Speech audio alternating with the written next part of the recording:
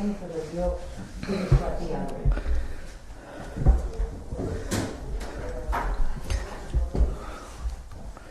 Hola, egunon. Lasai.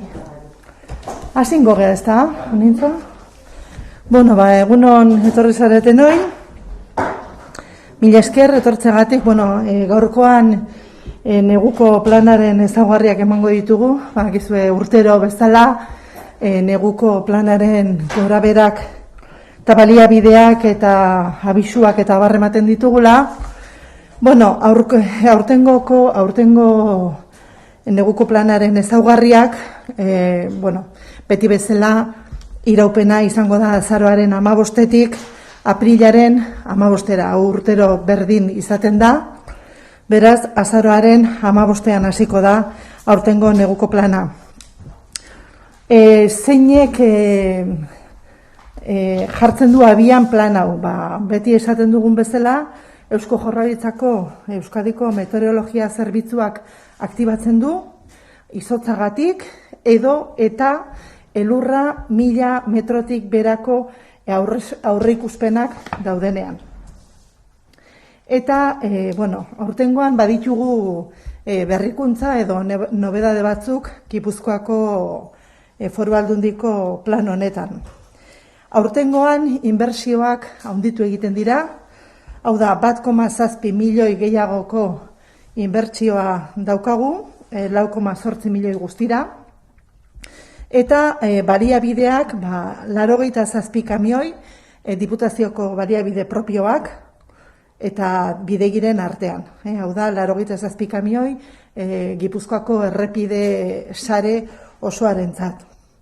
Ene bat, eta 15-ean, ibilgailu astunentzat, gainera, beti bezala, urtero egiten duen bezala, Jaurlaritzak 2 grua izaten ditu prest, kamioiak edo pisuzko ibilgailuak mugitu behar izaten direnean, emergentzietarako.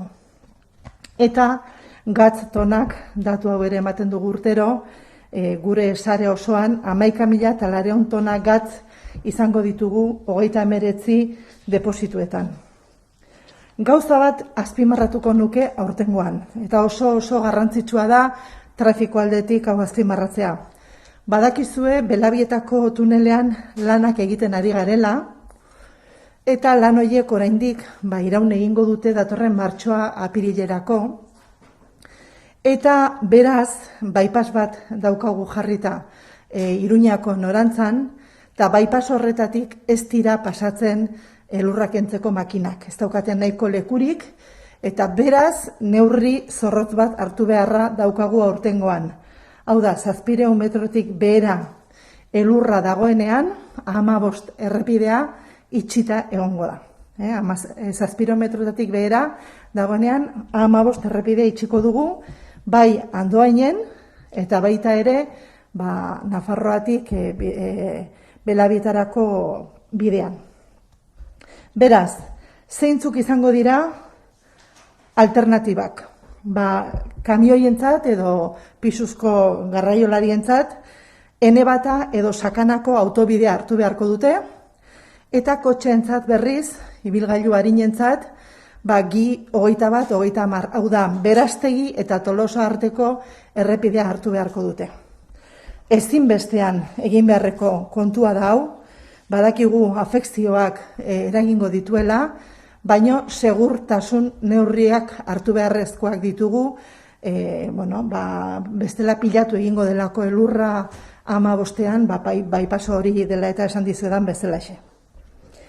Bestalde, A15-ean erabiltzen ditugun, normalean urtero erabiltzen ditugun elur makina horiekin, zer egingo dugu, Berastegi eta Tolosa, Berastegi eta Tolosa arteko errepidea garbitzen jardungo dute, baita ere ene batean lagunduko dute, dauden baliabidez gain hor ere lagunduko dute, eta Berastegi Leitza tramua ere garbi mantentzen laguntza emango dute. Eta 15 irekitzen denerako, dena prest edukiko dugu bor. Makina txikiagoekin eta barlan egin beharko dugu, motelagoa izango da, baino prest dagoenean, zabalduko dugu, ja kota hori igotzen danean, 700 metro horietako kota irekitzen danean. Beraz, puntuala izango da itxiera hori, baina itxiera erabatekoa izango da. Gero, nundik dator aurtengo inbertsio berri hau? Badakizute joan den urtean egin genuela AP8-rako neguko zentru berri bat Arroako autopistako irteeran, horre 16 kamioientzako lekua, ja da ezagutuko duzue, baita ere gatz deposito berriekin eta salmuera egiteko lekuekin eta abar, eta urtengoan gauza bera egiten ari gara Bergaran, hau da, autopista zentruko irteeran, AP bateko irteeran, Hondartza esaten diogun zentruaren parean, sei bizazpian. Beraz, hor jada indarrean sartuko da, hor dagoen markesinak eta kamioiak eta sartzeko aparkalekuak eta bukatuta daude.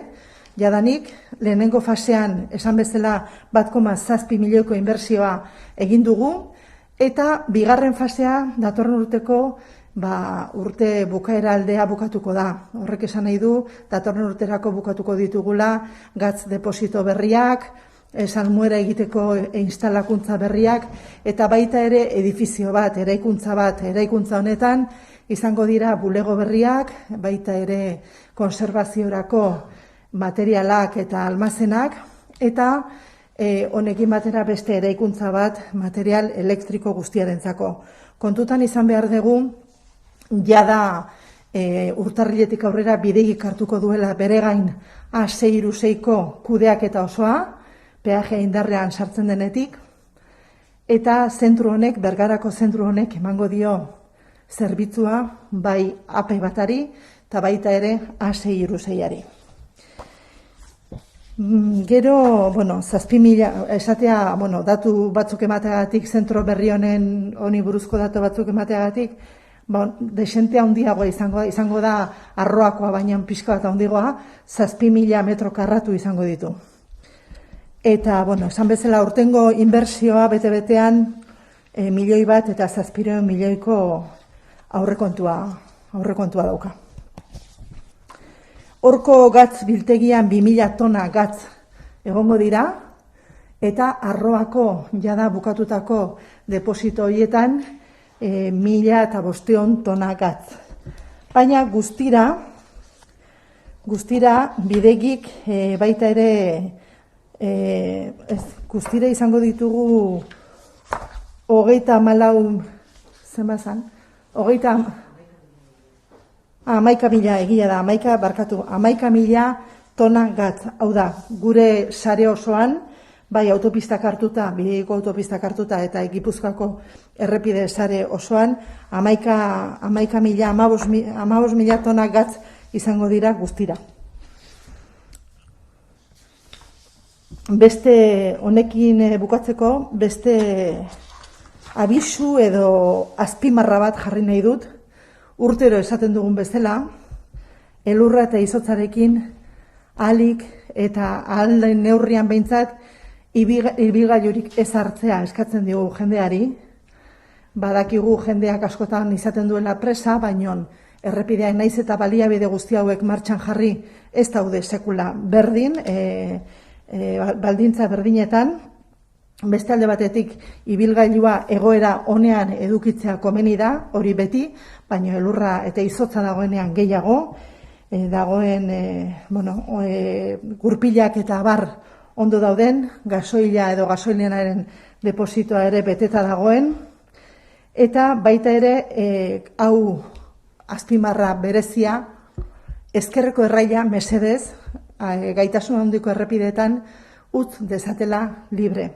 Zergatik, ezkerreko erraia espaldin badago libre, ezin dutelako gure elur makinek bere lana egin, ezin da elurrak kendu, ezin dira errepidea garbitu, eta kontutan hartu behar dugu guztiok, larrialdietako ibilgailuak ere, bai suhiltzaileak, baita ere ambulantziak eta abar, beharrezkoa dutela ezkerreko errail hori garbi egotea. Urtero esaten ditugun zeak dira, kontuak dira, baino nik uste dut garrantzitsuenetako bat hauxe dela, ez? Ezkerreko erraila askotan ikusten ditugu kamioiak aurreratzen edo baita ere ibilgailu, beste ibilgailu motak aurreratzen, mesedez jendeari eskatzen diogu errail hori libre ustea lan egiteko. Bestela ezin da elurra behar bezala kendu. Eta hauxe izango litzake, urtengoan martxan jarriko dugun, laizter martxan jarriko dugun, neguko plana. Erderaz, egingo dut laburpen bat.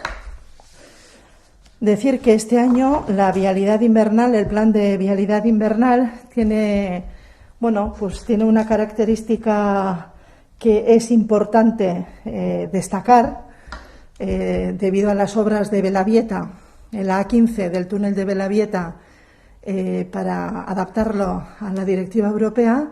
Sabéis que está en obras y tenemos un bypass. Debido a ese bypass, las máquinas quitanieves no pueden pasar. Por lo tanto, cuando la cota de nieve baje de los 700 metros, se va a cerrar toda la autovía. Es decir, dirección Iruña, donde existe el bypass, estará cerrado a partir de la cota de 700 metros, bajando la cota de 700 metros. Es importante que sepan los usuarios esta característica de la vialidad invernal, y las alternativas que van a tener son para los camiones la N1 o la autovía de la Sacana, y para los coches la GI 2130 o la carretera de Berastegui a Tolosa. También hemos hecho un importante esfuerzo en inversiones este año. Destacar que vamos a tener 1,7 de 1,7 millón de euros debido al nuevo centro de vialidad invernal de Bergara, que se ubicará en la GI 627, pues justo al par de Ondartza, de lo que es el centro de control de la AP1, y este centro va a dar servicio a la AP1 y a la 636, que, como sabéis, Bidegi ya se hará cargo de la autopista, de la autovía A636, debido a la implantación del peaje.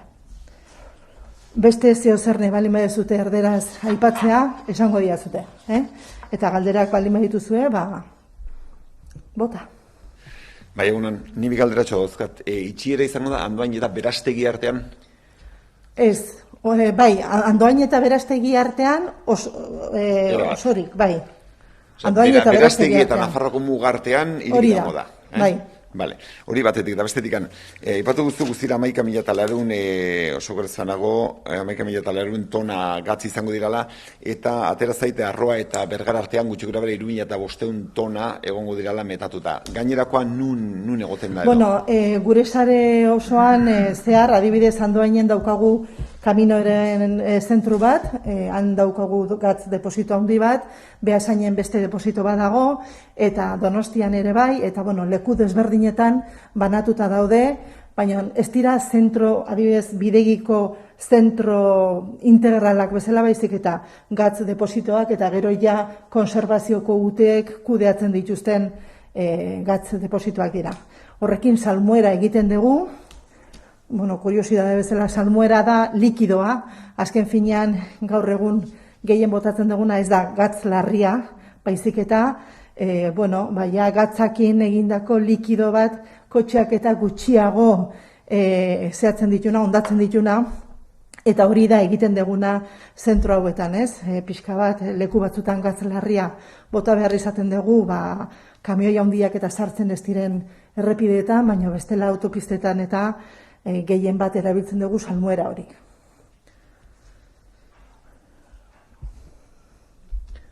Beste galderarik edo... Sí. En cuanto a los desvíos, sí. Los pesados tienen que circular por la N1 por la autovía Sacana, y los ligeros, no sé si tienen dos opciones. No. O una sola. Entre Berastegui, o sea, la carretera GI 2130 que va de Berastegui a Tolosa.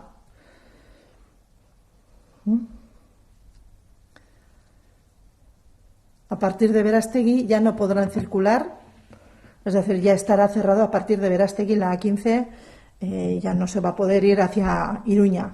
En el otro sentido, sí, por supuesto. En el otro sentido tampoco, perdón. Cerraremos toda la autovía. Sí, toda la autovía entre Andoain y Berastegui. Sí, a partir de cuando baje la cota de nieve de los 700 metros. ¿No se contempla también la posibilidad alternativa de Lecumberri-Tolosa por Azpiroz? Pues no, porque bueno, el puerto de Azpiroz yo creo que todavía tiene peores características y para lo que es el transporte pesado, sobre todo, ¿no? Por eso creemos que la mejor alternativa, la mejor geometría para todo ese transporte es la N1 y la autovía de Sakana, más que el puerto. Para los ligeros, bueno, estará abierto, o sea, no estará cerrado el puerto de Azpiroz. O sea, también pueden utilizar, sabiendo que la A15 está cerrada, nosotros proponemos como mejor Berastegui y Tolosa, pero desde luego el puerto de Azpiroz, si está abierto, si está en buenas condiciones, también se podrá utilizar, claro. Pero para los camiones no. Camiones, vehículos pesados ya tienen que ir por la N1 o por la Sakana. Sí, por Etxegarate. Beste galderarik? Ez? Bai? Igual aklaratzen duzu, lehen gazteneraz esan duzu, Iruña aldeako deleku bakarrik egoa da. Bai, egia da, barkatu, bai. Bueno, no, la prohibición, cuando baje de la cota de los 700 metros, la prohibición va a ser total. Es decir, la autovía se cerrará, la autovía A15 se cerrará en su totalidad, ambas direcciones.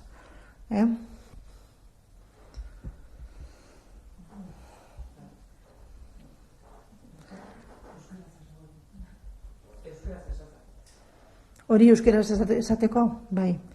Bueno, aurtengoan, 700 metrotako kotatik behera elurra egiten duenean, 15 autobidea itxita egongo da erabat. Bai Iruñako norantzan, eta baita ere, Andoaingo norantzan. Esan bezala alternatibak, ene bata, edo Sakanako autobidea izango dira kamioientzat, pisutsuentzat, eta Gi 21-30 edo Berastegui Tolosa arteko errepidea gainontzeko ibilgailu arinentzat.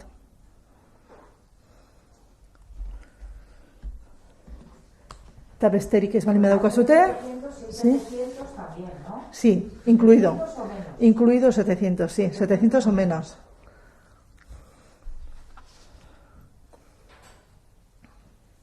Bueno, se irá avisando, por supuesto. Basta con la previsión de riesgo, no con que la nieve efectivamente. Sí, con la previsión. Exactamente. Anuncie nieve. Sí, por debajo de 700 metros se cerrará la autovía. Eso es. No podemos tomar riesgos como que empiecen a circular los coches o los camiones por la autovía y de repente empiece a nevar y tengamos el problema de que se queden, sin poder continuar, ¿no? Será en momentos puntuales, pero el cierre va a ser total. ¿Se ha calculado cuántas veces, por ejemplo, pues saber qué tipo de incidencia podemos tener si cogemos el invierno del año pasado? ¿Cuántas veces hubo nieve por debajo de 700 metros para tener una idea de que el año pasado hubo? Sí, pero el año pasado no te puedo decir cuántos días hubo por debajo de 700 metros, pero sí que fue un año que no hubo mucha nieve. El año pasado precisamente no tuvimos muchos días de nieve, pero sí hay que tener en cuenta que la A15 cuando nieva es uno de los puntos más altos, es una autovía de montaña y desde luego pues suele ser de las primeras en tener ya problemas de circulación, ¿no? Tanto Etxegarate como la A15 suelen ser las primeras en tener problemas. Entonces no hay una previsión de cuántos días o cuántas veces. puede ocurrir esta situación tan... No tengo la bola de cristal y creo que el Centro de Meteorología tampoco puede dar esa previsión de momento, ¿no? Yo creo que las previsiones meteorológicas suelen hacerlas una semana vista y muchas veces suele cambiar en 2 días la propia previsión, ¿no? El año pasado, pues no te puedo decir cuántos días fueron por debajo de 700 metros. Eso igual Euskalmet seguro que lo sabrá. Pero yo te puedo decir que el año pasado no tuvimos mucha incidencia de nieves. Suele haber años, por ejemplo, 2 años antes creo que fue, que sí tuvimos bastante más nieve, pero eso no lo podemos controlar. Es un tema que hay que esperar, hay que tener todos los medios preparados, que los tenemos, y bueno, pues esperar a ver qué pasa. Y las previsiones, ya además, yo creo que hace unos 4 años tuvimos no me acuerdo si eran 4 o 5 años, tuvimos una incidencia de nieves además muy curiosa que rompió todas las previsiones, ¿no? Porque no se preveía que iba a haber, creo que fue un día de Reyes, además, que iba a haber tanta previsión de nieve y de repente, pues no se cumplieron las previsiones y hubo nieve pues hasta la costa, ¿no? Aquello fue, bueno, pues un ejemplo claro de que las previsiones valen hasta cierto punto. Normalmente se acierta en pocos días, pero hay que estar preparados en cualquier momento, desde que empieza el plan, desde el 15 de noviembre hasta el 15 de abril. Y, por supuesto, ya los tenemos preparados. Si mañana nos dicen que empieza a nevar, ya tenemos todos los vehículos y la sal y demás recursos preparados, por supuesto. Erabakia zenbat denbora lehenago hartuko duzu, Prebisioa ez da zientzia esaktua, orduan gerri biguinakin jogatu beharko duzu. Zenbat denbora lehenago erabakiko duzu? Ez gu egoten gea denbora guztian kontaktuan Eusko Jaurlaritzarekin, segurtasun sailarekin konkretuki, eta beraiekin momentu oro. Hola, elur prebizioak daudenean, 2 egunetara edo momentu oro, eta batzutan maila konbokatzen da, larrialdietako maila eta bar, eta orduan gu gaude momentu oro, ez dugu hitz egiten 2 egunean behin edo astean behin. Momentu oro egoten gara koordinatuta Jaurlaritzarekin, ze gerta ere, eta prebizioak nola dijoazten, eta ze gertatzen da. Baina gerta daiteke bezperan esatetaroko ez eukitzea prebisioa eta egunean berean Euskalmet jabetzea edo jabetu gabere moztuko zenukete, abisatu gabere momentuan, ez? Baina nik uste dut abisatu gabe mozteko, prebizio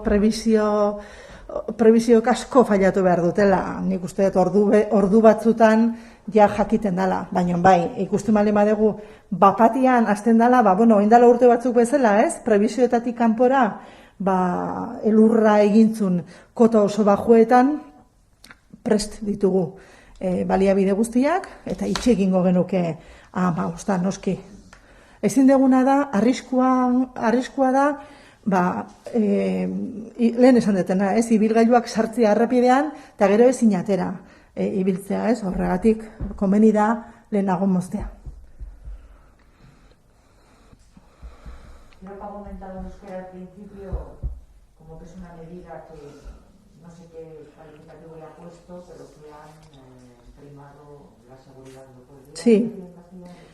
Sí, bueno, dado que tenemos en obras el túnel de Belavieta, este año, Belavieta es el túnel más largo de toda la A15. Eso quiere decir que, por ejemplo, cuando hicimos el túnel de San Lorenzo, lo encajamos, la obra se encajó antes de dar comienzo a lo que es la obra.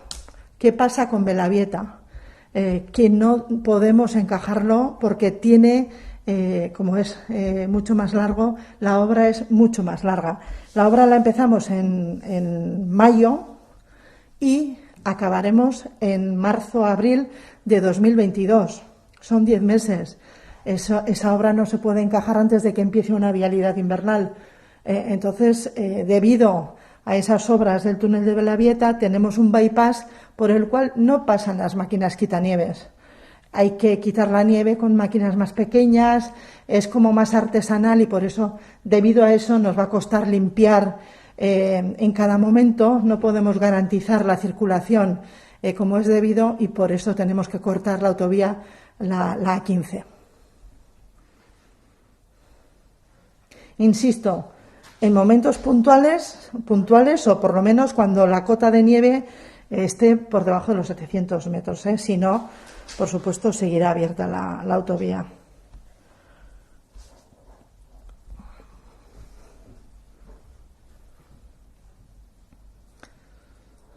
Besterik? ¿Alguna otra pregunta? Eskerrik asko etortzeagatik.